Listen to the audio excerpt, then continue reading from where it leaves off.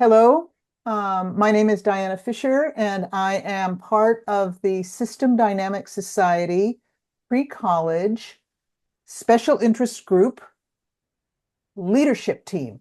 And we have a special presentation with a conversation afterwards or during um, by Dawn DeLand, who has who is part of the leadership team and has prepared a talk which is very near and dear to some of our hearts, mind including, on the value of system dynamics in supporting mathematical learning at pre-college, probably and beyond, but I think the focus is pre-college. So I'm going to turn it over to Don. He has significant credentials for this conversation, and I couldn't possibly remember them all. So I'm going to let him talk to you about that, and we will get our meeting started. Thank you all for coming. Thank you, Diana, and thank you everyone for coming. I know we had some trouble with links going out, so it's good to see people here. I just want to be clear that I do welcome questions and conversation as we're going, rather than waiting until the end. I think it's really important to get that up front. Not wait till the end when you might lose context for your question and so forth. And, um, uh, some of what I'm going to share is very controversial outside of the system dynamics community, and I'd really love to get kind of your feedback on this. Um,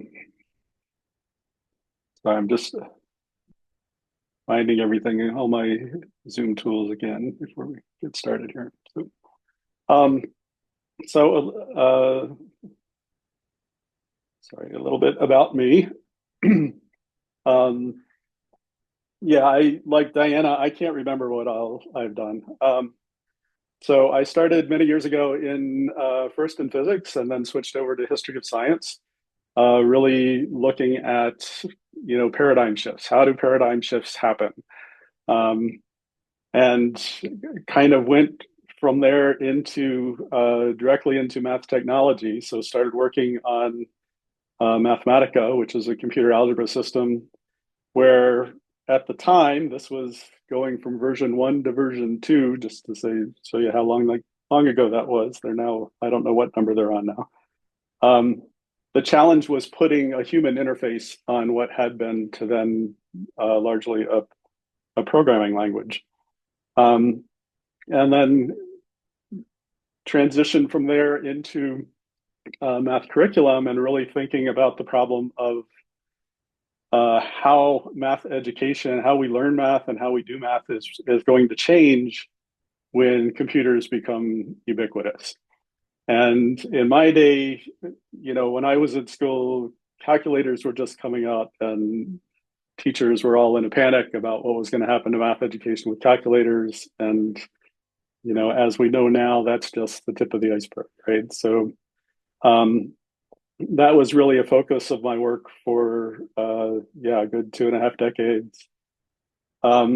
And then as we were working on this problem of how does a computer understand what a human is doing, that became the center of actually a high need as the assessment program in the US for K-12 went online. And how do you support students doing free response to tasks rather than multiple choice, and being to automatically evaluate those responses?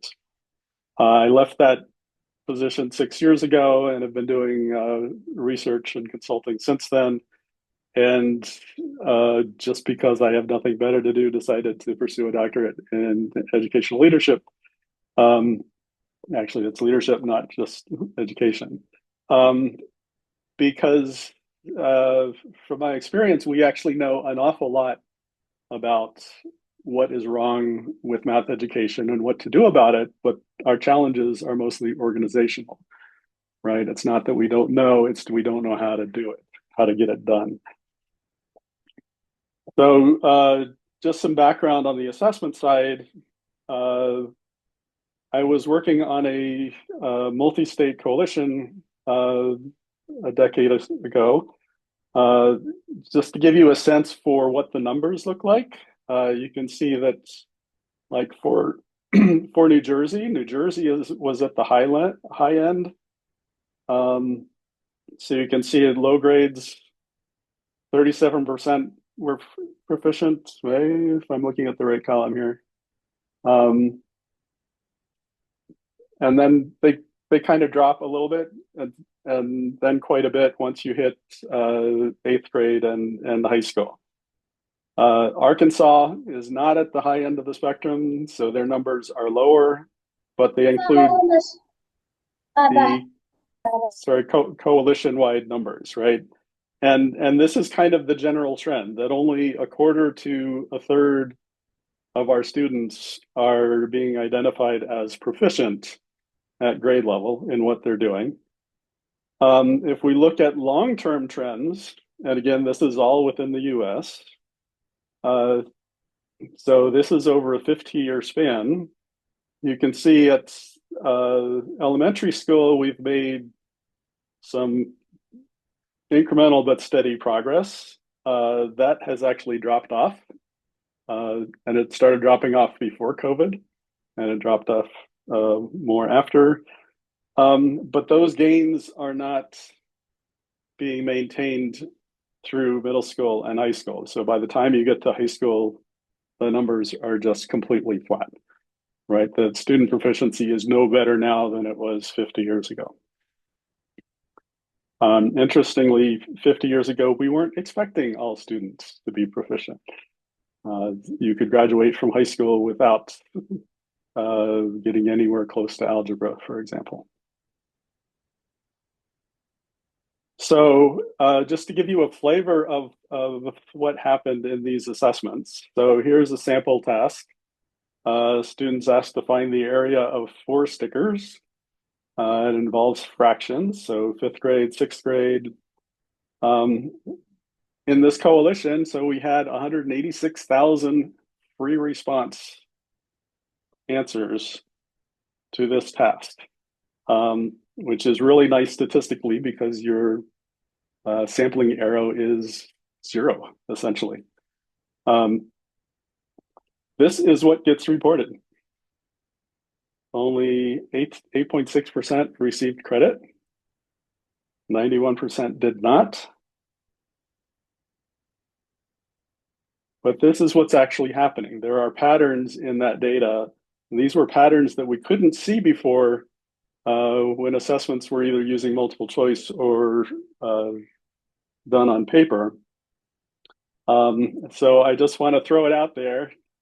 You see that 4 times as many students answered the same incorrect answer as the most common correct answer, or at least an answer that received credit. So thoughts about what was going on?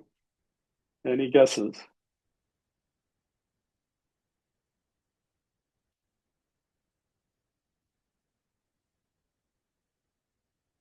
No takers. Okay, we're going to be that. I have actually a question now. I Yeah. don't really understand what the columns are showing because on the left there's no information about what each column represents. So this is just a distribution of frequency of identical responses.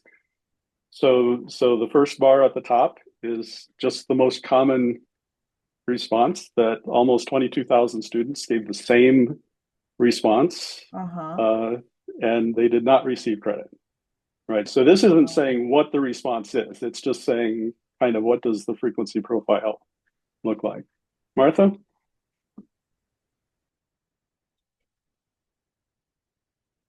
Thank you.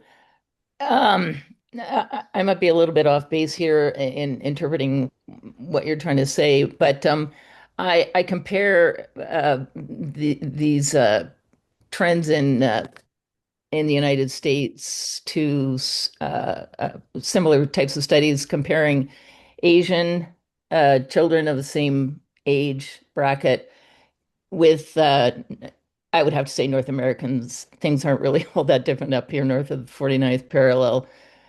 And the comment is the conclusions and interpretations, sort of explanations for the differences between the Asian young adolescents is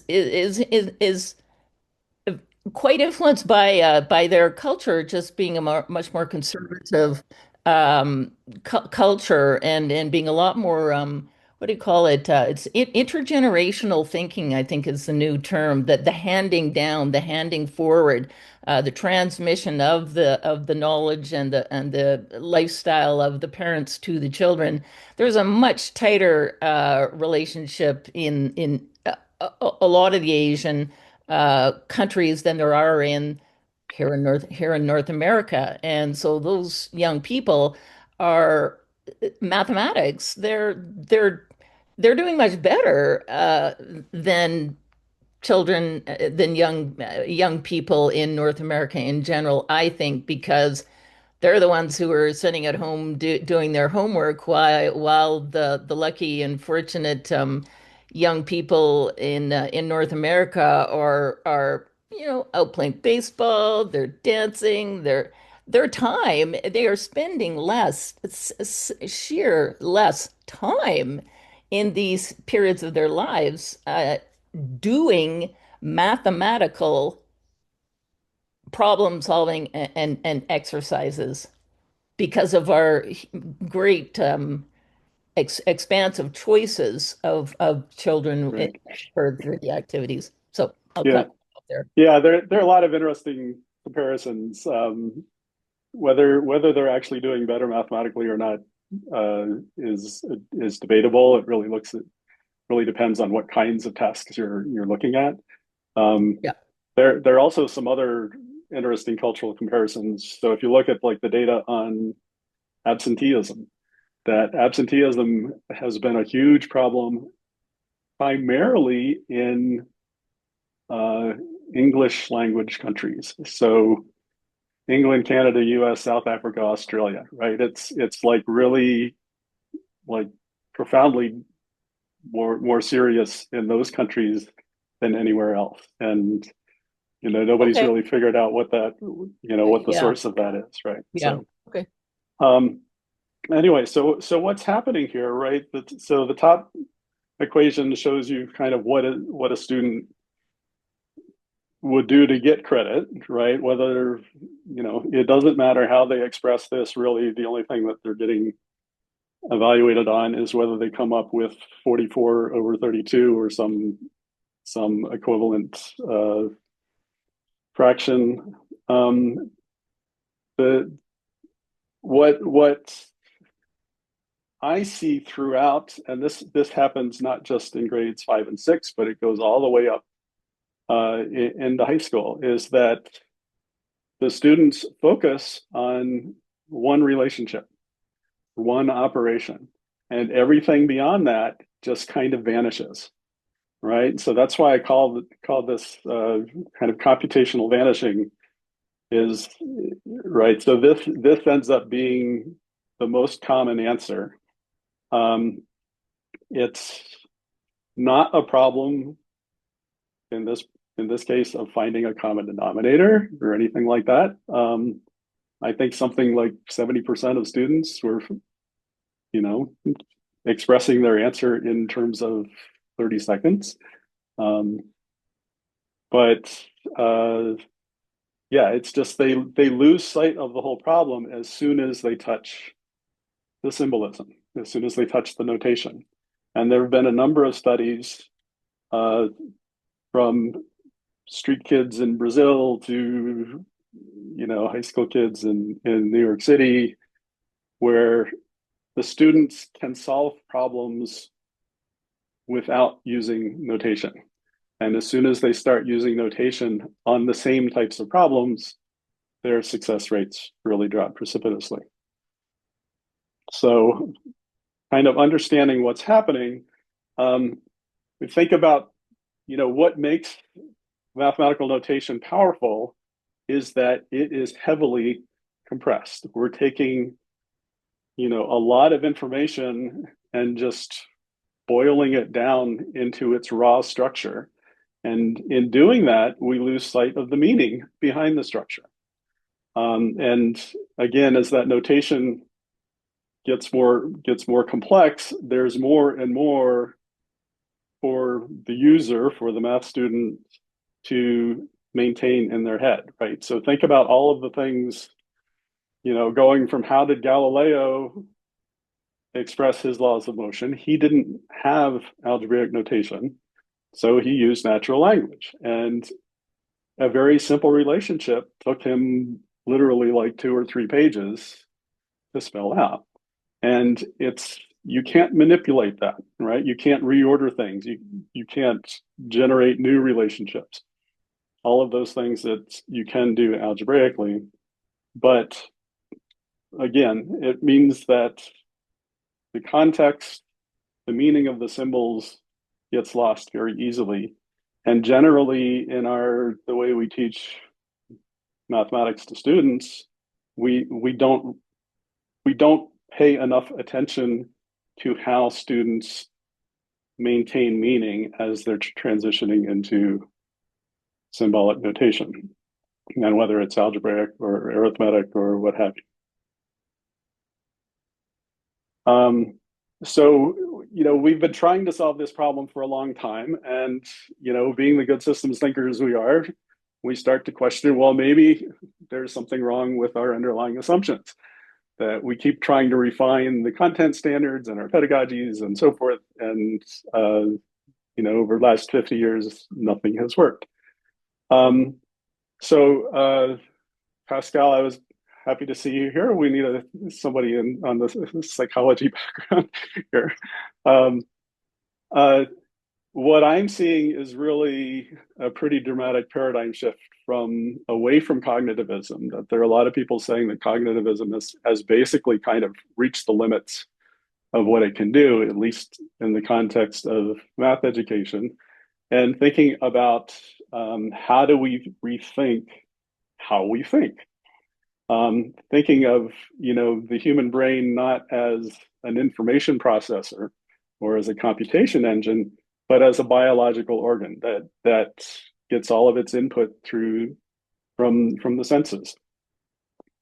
And you start kind of following the consequences of that, right? So cognitivism, which has really influenced math education, is very heavily focused on procedural fluency as the goal. Completely unconcerned with whether students can actually go out and do something with the math that they're learning. So an activism kind of shifts the focus over to student agency, right? Cognitivism, with math being this external body of knowledge, gets taught in isolation, independent of other subjects. In activism, get rid of disciplinary boundaries and go across disciplines, sorry. And then the learning strategies. In the math, we focus a lot, especially in the early grades, on retrieval practice and automaticity in order to reduce this thing called working memory. The problem is there's no place in the brain that you can identify as memory, right? There's no memory storage unit, whether it's short-term, long-term. And activism thinking more about how do we make that transition from our experiences and our sensory input into kind of those structures that we want to reason about in the math notation.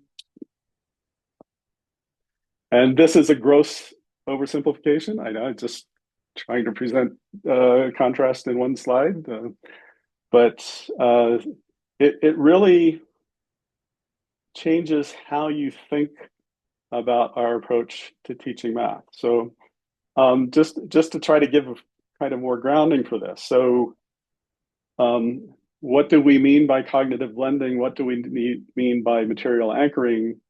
This is an example from Falconier and Turner, the transition from MS-DOS or raw Unix computing to what became known as desktop computing.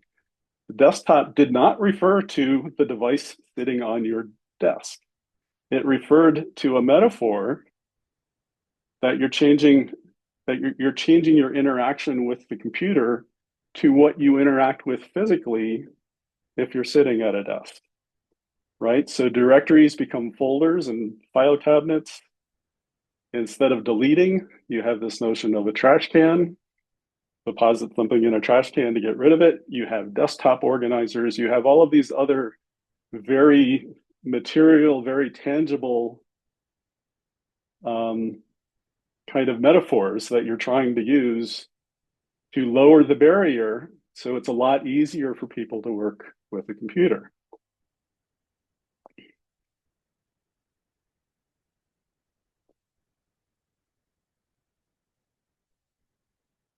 So thinking about spatial reasoning. So this is, you're going to have to come off mute because I want to hear responses, right? So this is this is going to be more interactive, all right? How many dots do you see? Well, none right now, right? But I'm going to throw dots up there and tell me how many you see. I know. One. One. One. Did anybody see something other than one? None. Well, now it's none, right? But yes. All right, let's do another one. Two. Two. Two. Two. Anybody have something other than two? Okay, this is what's called subitizing. That Three. we have an innate. Sorry. There were 3 dots. Yeah, I was looking to see if there was something on the edge, but I couldn't see it fast On enough. the end of how many dots? There's a dot under it. It's a question mark. Oh, Oh, okay. Pascal, We you have had to be the only one to figure that. Yeah. Right. So this is called subitizing, that we have an innate ability to identify one or two and maybe three things kind of automatically. But now let's make it a little harder. 8. All right. 9. 9. Let me see. Pascal, it's Nine, yeah, 8, that's, 9, I was thinking 9. nine myself, 8 or 9. I couldn't quite catch it fast enough. Anybody else want to hazard a guess? We're not counting marbles here in the class. So.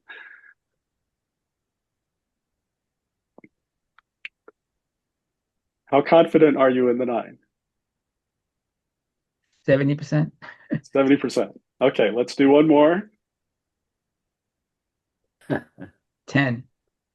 Yeah, if you count the dot underneath Like the 9 question to me. mark. Well, there's also a dot over the I, so you Yeah. if you play that game, and Oh, Oh, yeah, no, you're good right. I for saw that one. you. Yeah. You're not playing nicely, guys. No, but that's cool. But Yeah, That's yeah. the really whole cool. the whole point is, right, that it's difficult to identify very, very quickly Yeah. how many dots are there, right? There's no pattern to them, there's no structure to them. As soon as we add structure, then it's something that we can identify more easily, right? What a great But example. then the question is the structure in the dots, or is that structure that you're imposing? Because there's nothing that actually connects the dots there. Yes, they're on the same screen, but so were the random dots before. And to try to drive home the sensory aspect of this, right? Do the dots have color? Or is the color just your brain and how your brain interprets wavelengths of light that you decide these are red? Right. So it's an interesting question if you think about the role of structure in mathematical reasoning, about whether that structure is actually out there, or whether that structure that we're bringing to that engagement, to that interaction with the world.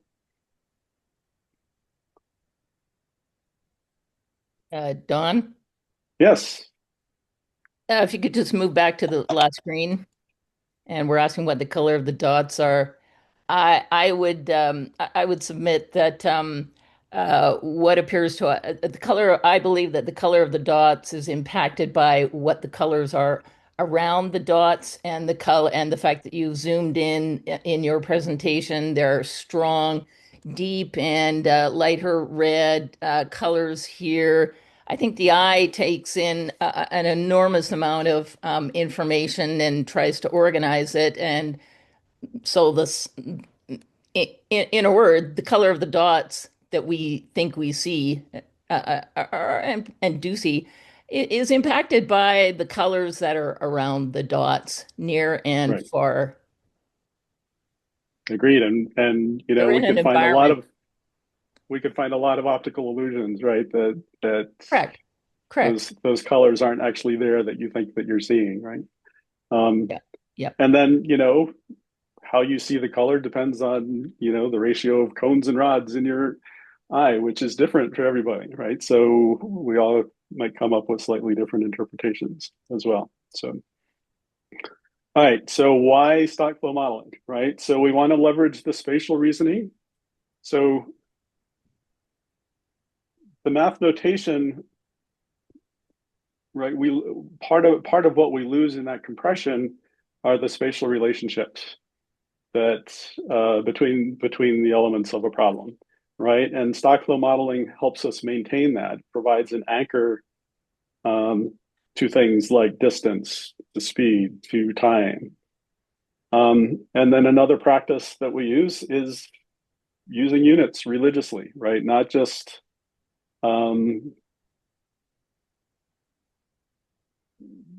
putting them into, you know, our models, but actually doing, you know, even taking it out of the model. So, right, as a physicist, I was trained, take your units through all of your computations, because, right, if you're looking for area, you expect your units to have 2 dimensions. So meters squared, for example, right? And I can't say how many problems we worked on where having the right units, having the units come together in the right way was how you had confidence that you were on the right track, that you were solving a problem correctly or accurately. All right. A video, a lot of you may have seen this before. This is from Tracy Benson from when she was Tracy Benson from the Water Center, from when she was a vice principal. She got called in to a classroom, 3 boys that had an argument on the playground, and completely spontaneously, they started modeling their argument. And normally, Peter Senge uses this a lot just to show how first graders, how young kids can think, you know, can be systems thinkers. But what I want to focus on is what are the math concepts that they're communicating, that they're showing that they understand. So, and apologies, there are no captions, but do let me know, make sure I got audio turned on. So, can you hear it? And our reinforcing loop is about when we get mean words, hurt feelings, mean words, hurt feelings, then we get fights, we get mean words again and hurt feelings, and then we've thought about some ways to break the loop. We thought about all of our ways to break the reinforcing loop, but we tried this. This is crossed out. Saying I'm sorry kind of worked, but we haven't tried these out yet. But the next time we get in a fight, we're going to try it. What would the behavior over time graph look like for this reinforcing loop? First, it would look like, here's good and bad. It would be, and then we'd get hurt feelings and mean words. We'd keep going like this, and then one of the leverages would make us go down. If this reinforcing loop said nice words, hurt nice feelings, we could get rid of this, get rid of this, get rid of these, and change them to something that's not bad, change it to something that's good. That will keep the loop going.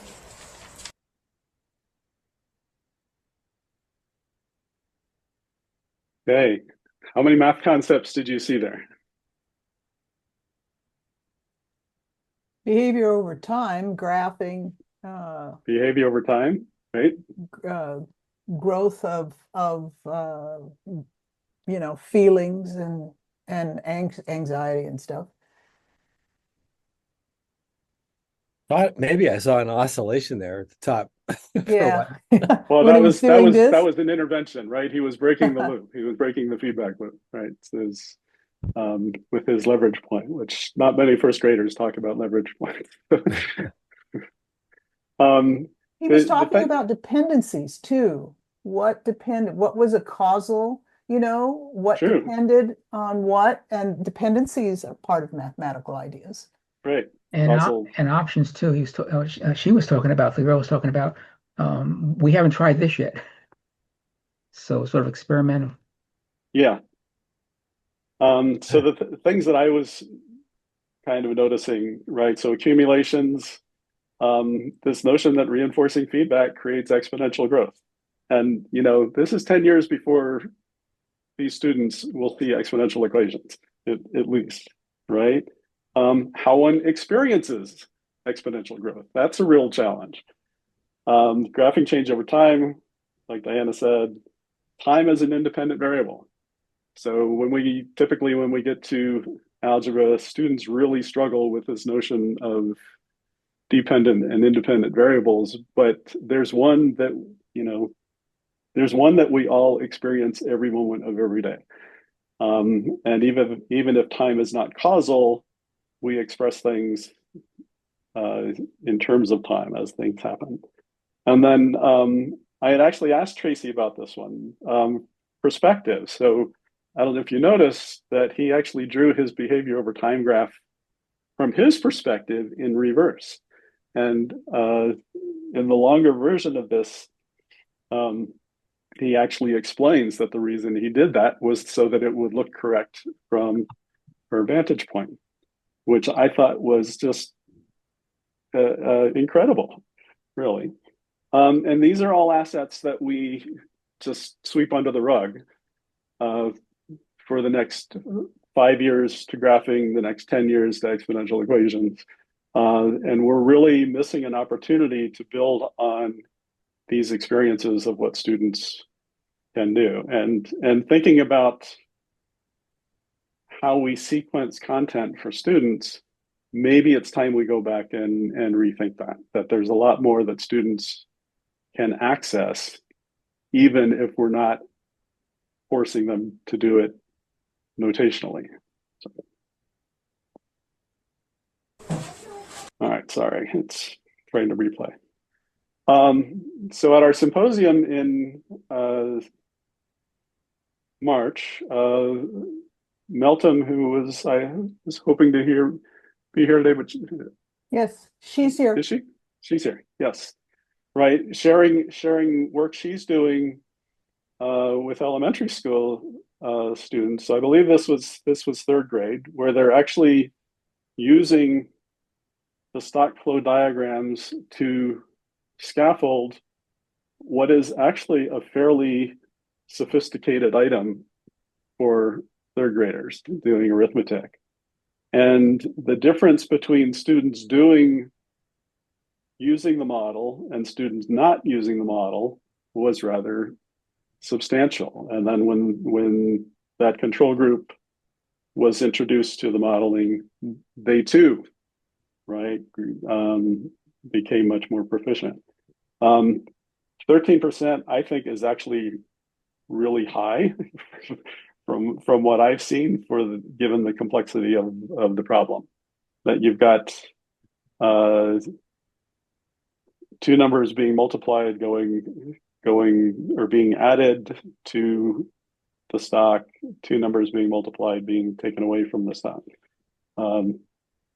So just having that diagram as an anchor really helps you see the whole problem, really lets you work through the problem to completion. The bottom, I think, are over a series of items. Again, red, the control group, blue, the intervention group.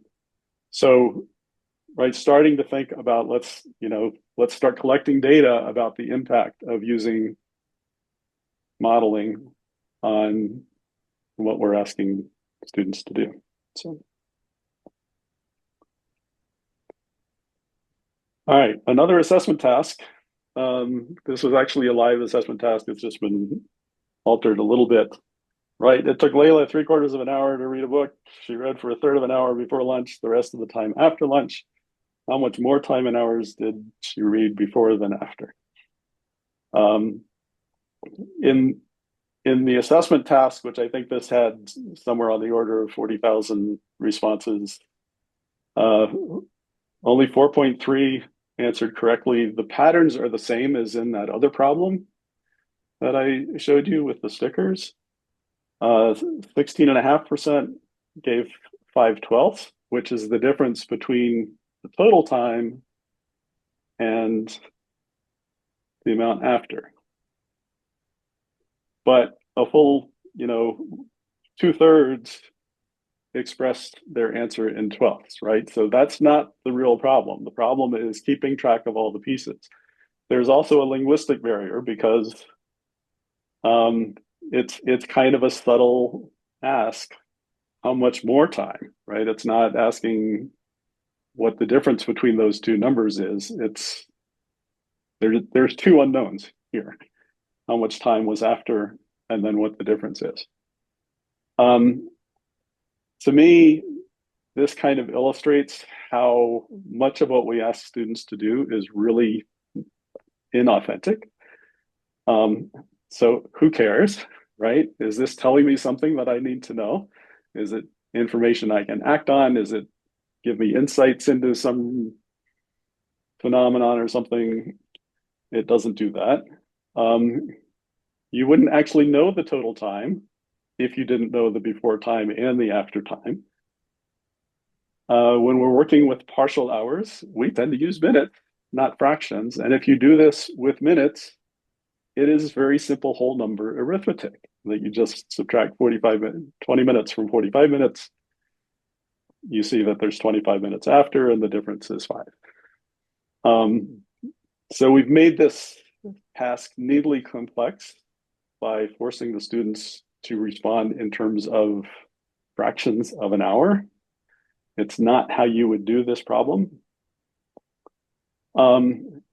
So I've presented this to middle school students, 6th grade students, as we're talking about how to model this. And the interesting thing here, which I think points to some of the problems, lack of authenticity, is that the students don't want to think about this problem the way I would model it, right, as a modeler, right? Because I'm thinking about total time being the accumulation. You've got kind of stepwise accumulations in the before and the after.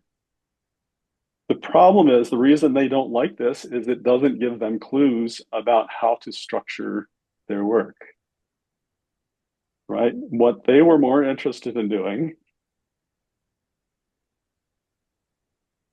is start with the total reading time and deplete it, right? That's not what actually happens as a real world, right?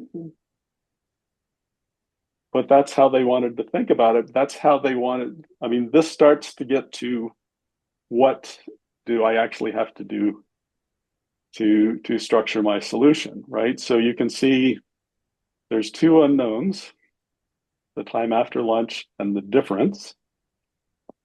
This is not a simulation. I just want to be clear. This is all being done by hand, right? But we're attaching the numbers that we know to our stocks. In this case, they're kind of ignoring what do flows mean, and then identifying where are the unknowns. And this starts to get to a sequence that you can solve, right? So you can get to the time after lunch by the total difference between the total reading time, and I guess that might belong there, but this is what they did. And then we got a little more sophisticated and added converters to manage the fractions, right? So we think about time before lunch in terms of thirds. Well, in order to actually reconcile with fourths, we have a converter from thirds into fourths. We have a converter from thirds into twelfths, and then from fourths into twelfths. And then you get like two accumulations that are expressed in units of twelfths, and you can do a straightforward comparison. So one of the strategies we've been working on is thinking about all fraction problems, thinking about the denominators of fractions as units, not as numbers, but as units.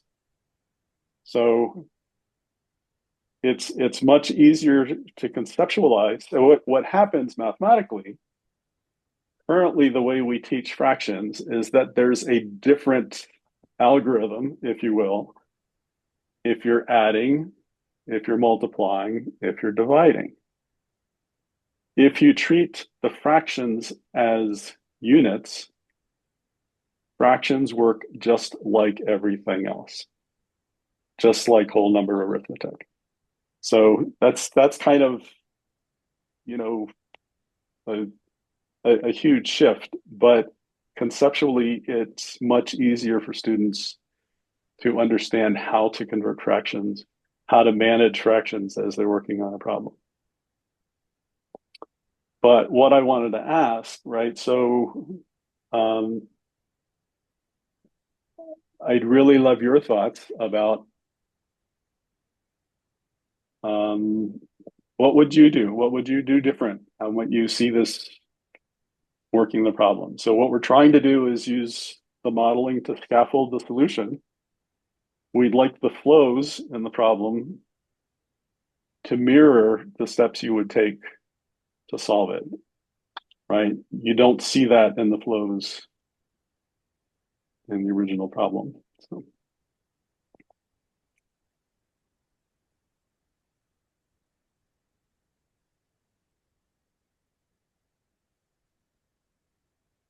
I think this sort of begs the question, why are we doing all this work on an inauthentic problem? Why spend the time worrying about an inauthentic problem with the structure? But fractions are the downfall of so many students. If we could figure a way to make it easier to understand, it would definitely be worthwhile. Yeah, so unitizing the fractions makes the fractions work just like everything else, right? As long as you understand, you know, I can convert thirds to twelfths, I can, you know, but then those conversions work just like all of your other unit conversions. Yeah, if I could speak to this a little bit, the thing that amazes me most about this, Dawn, is I think something that you mentioned earlier on in the presentation. That is that just mapping it out means that you have to take into account everything, right? I mean, you can go through the paragraph about Layla, and you can just create a map and work on one piece at a time, but the other pieces don't go away because they're still there. They're still represented visually to the learner. Right. And some of the things we've been talking about, right? So that the stocks help you manage, you know, what gets conserved throughout the problem, right? So we have time being conserved. The flows are where the operations typically are happening.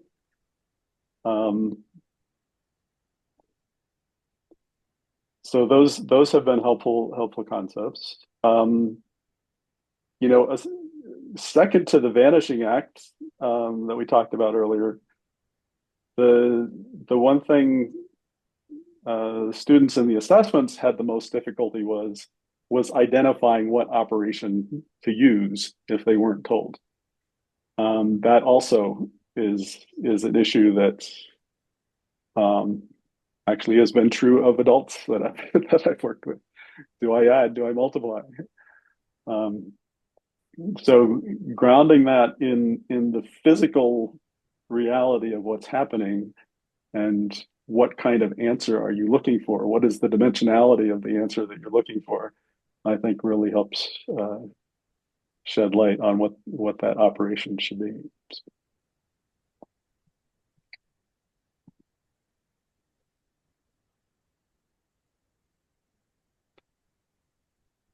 Martha? Thank you. Yeah, I completely agree about the dimensionality. For whatever reason, I don't think I'm ever going to let go of this bond I seem to have with units, but I've never heard of them. I think that's incredibly creative, actually, that you've identified them in a conceptual space as opposed to a concrete space. I've always thought of it as a mechanism to get the students to relate the abstract world to the concrete world through the use of units, but you've taken it into a conceptual space, I guess, an abstract space. And I think that's very, very creative. As someone who loves history and has learned a lot about today's world, I think through the lens of history, I was delving back into the times of Socrates and Aristotle and what was happening in those early Greco-Roman times when things were really sort of Western philosophy was getting going and the challenge, what is knowledge, epistemology, all that stuff. And I didn't know that Aristotle's top student, the student who he left his academy to, was a fellow called Theophrastus. And Theophrastus was he was kind of he was the other side of the trend. He was the counter trend, I think, but a very, very important person on the scene. And Aristotle did leave his academy to him.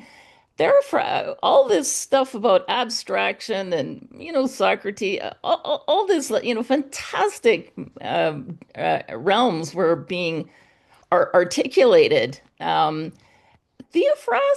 he came along and said, he sort of grounded everyone. He said, well, if I his message was, I think if we're going to make this useful to people and benefit the world, we have to make this knowledge that we're acquiring and building, we have to make it plain and simple and very and visual and tactile. He was sort of he was the voice of concrete reality. And Jay Forrester, he is like, boom, he's a little disciple of Theophrastus. He was all about, I want to know what's really going on. He says this in his Right. seminar.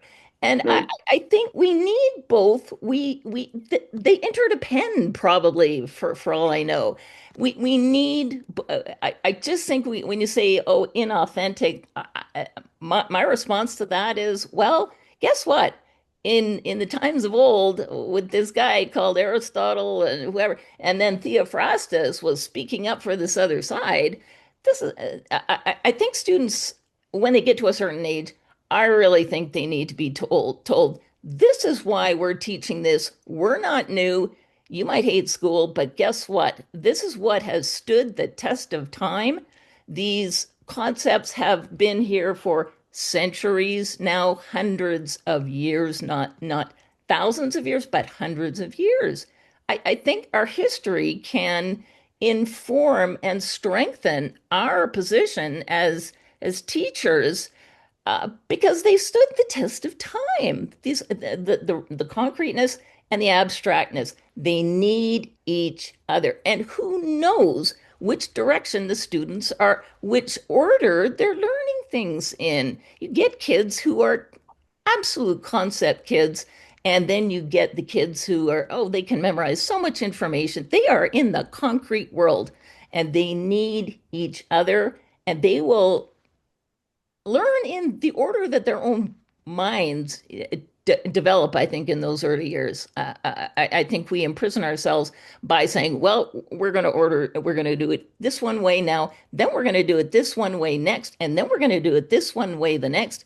I think we are cutting ourselves off from, I think we have a lot more to deliver that we can uh, a little bit by our own. I think we're shooting ourselves a little bit in the foot here. Right. Fortunately, because we can do something about that if we just recognize it and start to work with it. Yeah. So one of the challenges, um, that's a kind of an easier said than done is kind of I what I'm agree. saying, right?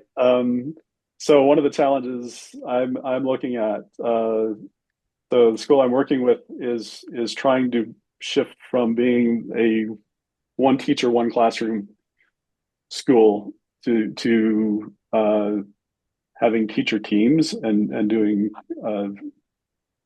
co-teaching, which is it's a multi-year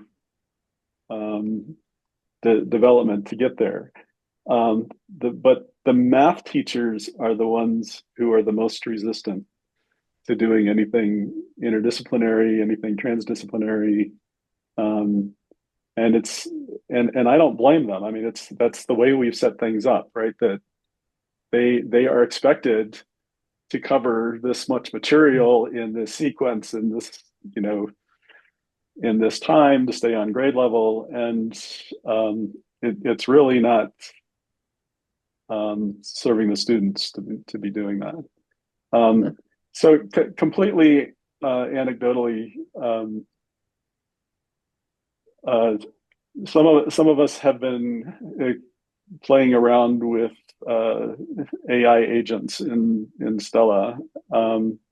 I actually gave this problem to Gemini in two forms. One straight to Gemini where it failed. It did exactly the same things that students do. That it lost sight of that the how much more time, right? And it gave the same answer of being the difference between the time before and the total time.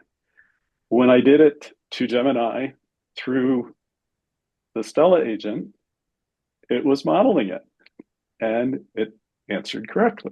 So, I don't know what that says. If but actually I did. I asked Gemini what, you know, why did you get it wrong the first time? And he says, oh well, I don't have any material anchors to go by. So, but that might have been just the fact that that was part of our conversation. So let me ask a question. So it looks like the purpose of this is to show students that it's a common denominator of 12. In other words, you the common denominator actually they understand quite well, and even the assessment data indicates that students don't have trouble finding a common denominator. They have trouble keeping track of all the pieces. And they have difficulty even finding a common denominator. Okay, well, are you adding the fractions? Are you multiplying the fractions? And, right. That's a bigger issue than the common denominator. Okay. Right. So really, we're just trying to use the structure just to keep track of all the pieces, and right, kind of provide that material anchoring to the problem, and not just to the problem, but how you solve a problem. Dawn, we have 6 minutes where some people are going to have to leave. Well, we will stay afterwards, but some people will have to leave on the hour. So if you have more slides. Yeah, so we are wrapping up here. So just two things. So strategies for getting started. Not too many strategies. If you throw too many strategies at teachers, they won't do any of them, right? So pick one, pick two, pick three. One is the slow reveal, something that's become pretty popular, like slow reveal graphs, but do slow reveals with the problem. Take all the numbers out and just focus on the structure. right? We can model these problems without putting any numbers to the stocks, any numbers to the flows. Using the units as anchors, right? It helps when you just expressing something in units in your mathematics, in your notation, keeps it anchored to where did that element come from on the concrete side, and then get math out of the classroom. I remember going through school, and I don't think this has really changed, learning a foreign language. Trying to learn a foreign language in a classroom in 40 minutes a day or 45 minutes a day doesn't work, right? You need immersion, right? That's kind of the transdisciplinary approach. If students are going to practice math and recognize it in everything that they're doing, they need to be practicing it, encountering it in every scenario, not just in a math class. And then finally, just a few of my favorite references, some things that we didn't talk about explicitly. So the 4E cognition is Maturana and Varela are like these, they kind of like really started this whole movement. Blending and anchoring. So Fauconnier and Turner are really on the cognitive blending. Edwin Hutchins, who's I believe an anthropologist, has been really a strong advocate of the material anchoring. Varelia Giardino on diagrammatic reasoning, which we didn't talk about, but there's, I'm trying to present a proposal here for doing this as part of my doctoral research, and I need more theoretical background than we talked about here. So George Lakoff. George Lakoff, yeah. I have that book. I have that book. Yes, where mathematics comes from. Yeah, it's got some problems, but I think for the most part, it really that actually kind of started a lot of research into the impact of embodied cognition on mathematics. So I have a similar problem. Well, except for the age group. So I'm writing a paper for our group of archaeologists in an archaeologist journal, which has equations, differential equations. But I'm not going to go through the equations. But what instead I'm doing is going through the stock and flow diagram, and manipulating that and talking about that as a way of trying to explain what's going on physically. So it seems sort of similar, although I have older adults. Right. But I think they might be similar. They're not used to thinking in terms of differential equations and what they mean and limits and all this other stuff.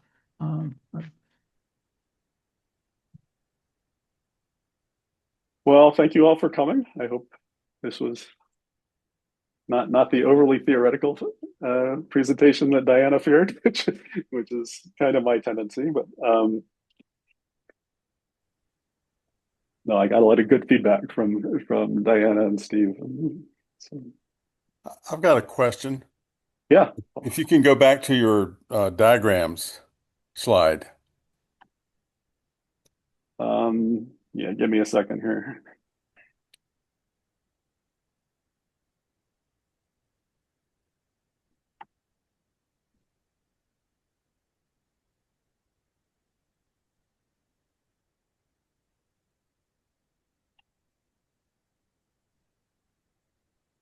Yeah, that one's good enough.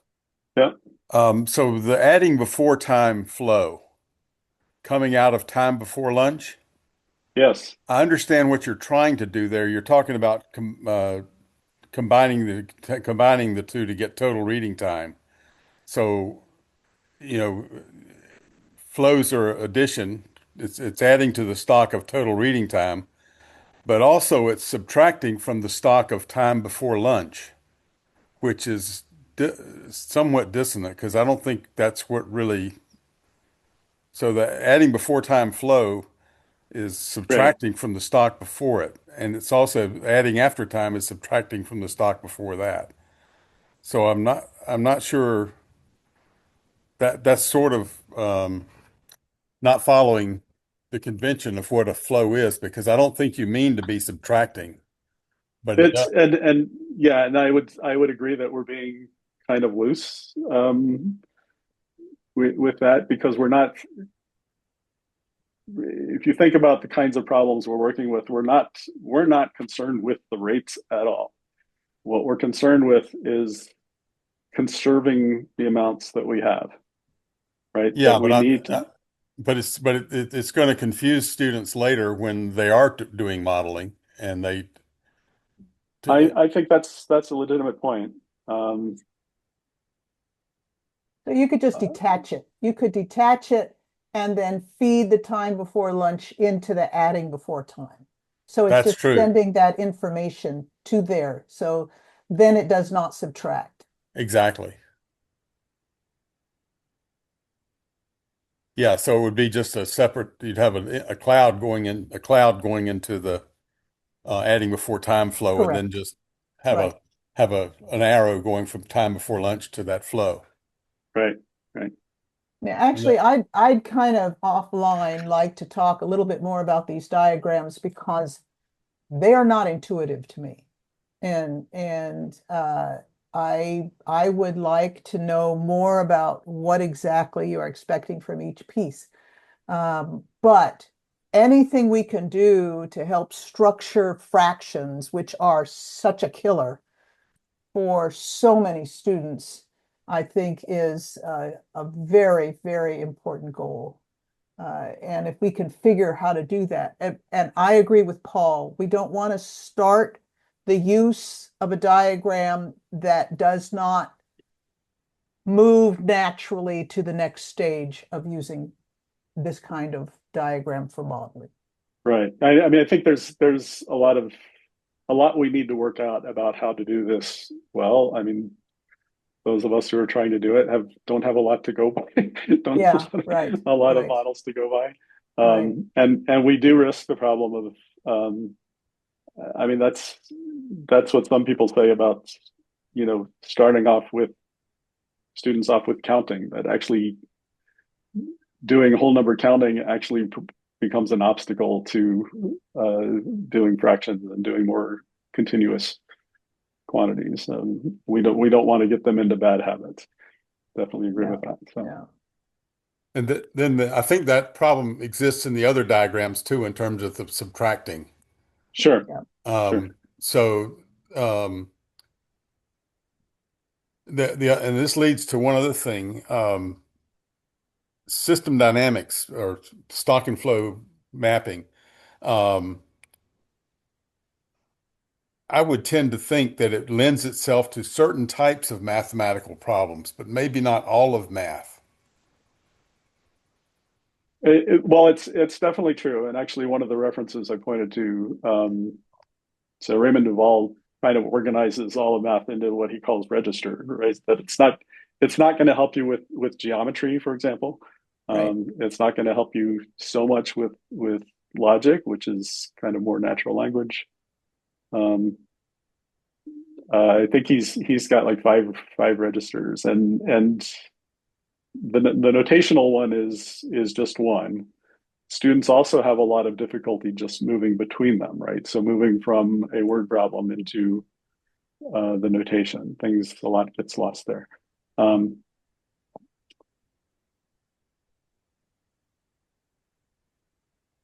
There's just so much that can be done. We ought not to worry about all of mathematics.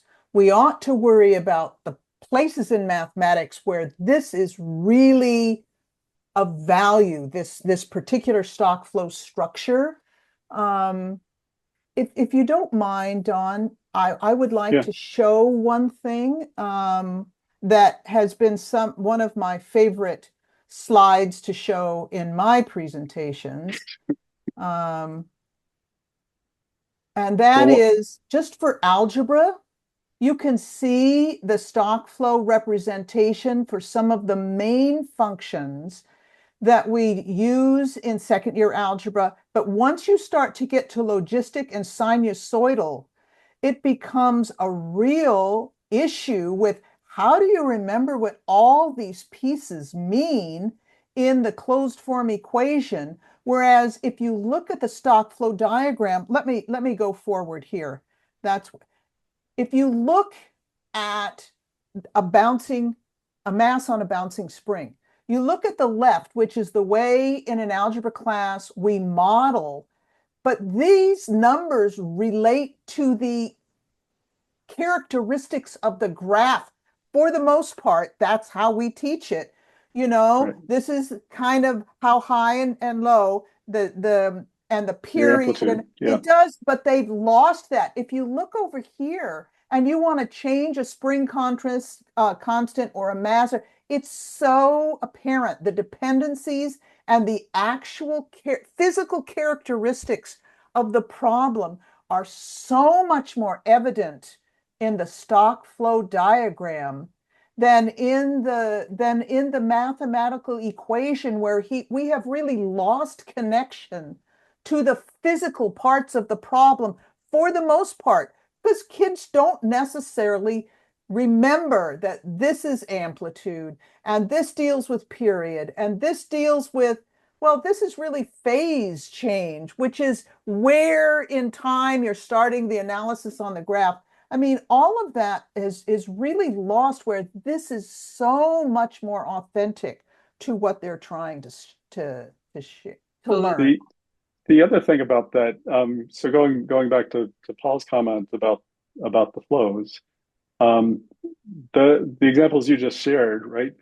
They're very different because they're dynamic, right? All of the problems that students see really through middle school, they're static. The numbers are static. There's no rates of change of anything, right? I mean, until you get to, y equals mx plus b, that's not even necessarily thought of as a rate, right? So, but then why don't we just use this approach in places in our mathematics curriculum where they naturally fit? And right. Then we can see if we can extend it to others. But this is the study, system dynamics, of change over time. So we want to use it for the study of dynamic problems. Right. Well, I mean, we could start dynamics, much earlier, right? Yeah. I mean, start in first grade. I have another comment. Yeah. It could be also the modality of the students. Some are very visual, some are very kinesthetic. Like the guy who moved with his hands, he was showing you was kinesthetic, and drawing a picture.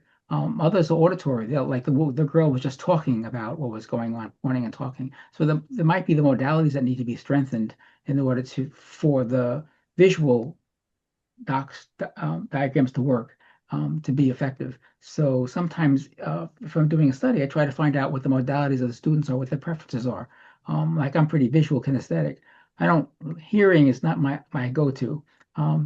So other people will hear something, a friend of mine, and they'll just write it, So those modalities might be effective in showing the effectiveness of what you're doing or what this type of work does. You might know, I mean, Diana, you might have noticed that in your students. If you could pick what words are they using, visual, how are they moving? Do they move a lot of hand movements? In my teaching, I would show it like both ways. Yes. So I know that their exams, their state exams, the national exams, whatever, that's all done with equations. So I try as much as possible when I'm using stock flows to show the equivalent, that they are equivalent and how they are equivalent. Yeah. But the thing is, with the stock and flow, I can start showing them much more sophisticated and interesting problems, right, because they have the tool, the visualization of the representation allows them to study a more complicated problem, which they cannot even approach with the that's a good point. Equation. Give them more of these dimensions, physically at the same time, which is very useful teaching. Yeah. Okay. So, do we have any other comments? Anybody like to say anything else?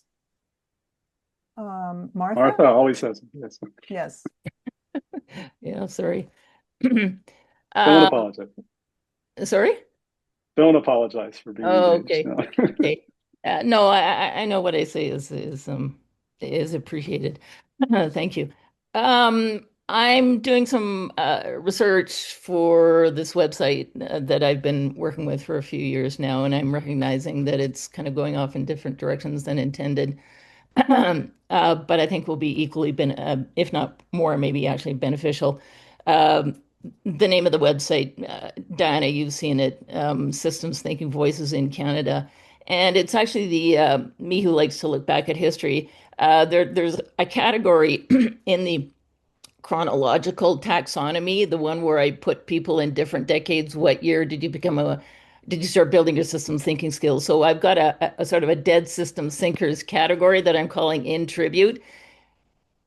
That's that is going to be the most valuable section of this website, actually, because, or I think, most meaningful for me, and I hope whoever I pass this on to, it really does need to be in an academic setting.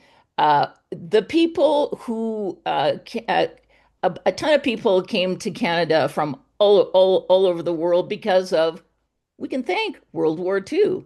Uh, Bertalanffy, he and his wife came from Vienna. Their apartment was bombed by the Nazis a few years after they left. There were Russian people who came. Anatol Rapoport. I'm going to be putting him on by next week onto the in tribute section. He came to Canada from Russia, what is now the Ukraine, actually, and he what I'm discovering from AI is that these people, they all sort of brought their cultures with them. There was the Western European influence, there was the Asian influence, there was the Russian influence, there was the American influence. The Russian influence is spoken about a little bit distinctly from the other cultures. They may have variations on it, but one thing that really struck me is that in the Russian culture, not just the Russian culture, I know it's kind of in the Baltics area as well. They pay very close attention to keeping what we call what's known as arts and what's known as sciences. They hug them. They seem to get it that these things are meant to be together. They're distinct. It's like kind of like a Venn diagram. They've got regions of commonality. They've each got regions of distinctiveness. And I think with the embodiment, with the 4E progression of cognition, I think it's increasingly coming to see how rich in information is what we call the artistic disciplines, the social sciences and the humanities, the visual arts, the dramatic arts, the musical arts, how rich they are in information that engages with the science and the sciences. If I was living in the United States right now, I'll tell you what I'd be doing my PhD in, and that I would be hunting down. I would be hunting down every Russian person who has come to the United States for, I hate to say this, a better life, a different life, a more peaceful life. Anatol Rapoport, he did peace studies, for example. He started off as a professional musician, and then he got out of Russia and he studied at the Vienna Academy of Music, blah, blah. Then he comes over to the States with all the foo-frogs going off on around the world. And he thinks that he comes to a place in his life where he says, "Ooh, music is just not going to do it for what I have to say to the world." So he comes ultimately to Canada. He came to, I think it was Toronto, but in any case, the point being is I think there are some stones that are still unturned that are cultural stones. We are so deeply embedded in our environments that it's almost like, as Marshall McLuhan says, we can't see them. Marshall McLuhan, this big magnate in systems thinking, he got a hold of cybernetics, it turns out. He had been doing a lot of foundational thinking that ultimately became known as cybernetics. He was doing it in media and communications. we're talking rich information here. Anatole Rappaport, he says, I haven't had the time to start going into and investigating what AI is describing and titling as the Russian influence. And everyone knows, all of us know Alexander Bogdanov. He was headed down. His work was foundational to Bertalanffy's work, it turns out. It's a convergence of thought. There were people doing systems thinking in their disciplines without being aware of this discipline called system science and system thinking by a guy called Bertalanffy. It took Bertalanffy 31 years, from 1937 to 1968. That's how long it took him to accumulate and put together in this treatise called General Systems Theory in 1968. It's like there was human parallel universes were all coming in regardless of whether they knew about something called system. Here's a little story. This is a very Monica, I think story. we need to stay a little bit more on topic with Dawn's presentation. The on topic is that I think we are not investigating, we're not unturning all the stones with our cognition. There may be ideas that can help, like mathematics. We say, oh, that's a science, but guess what? They may see it differently. They may relate it differently, and the minds of North American students may benefit from a Russian cultural approach to knowledge building. That's how this ties in to Dawn's work. Well, thank you. And I think people who are interested in looking at your website, which is called, tell us the name of your website again. Systems Thinking Voices in Canada, but Okay. really give it a couple of weeks before I get these other Okay. names on. Thank you. Thank you for that information. Thank you all for attending this talk. Very interesting, very important. We need to find really, really great ways to make mathematics more relevant to our students and more connected to project-based learning and some other good connections with the other parts of the curriculum. So Dawn, I appreciate very much all the time you put into your presentation. Thank you for that. And Sure. in a week, not in a week, in a month, we have some ideas for what I hope will be another interesting presentation. Stay tuned. We will advertise it probably in a week or so. Thank you very much for coming. Good job, Don. Bye. Good Thanks. job, Don. Thank you. Bye.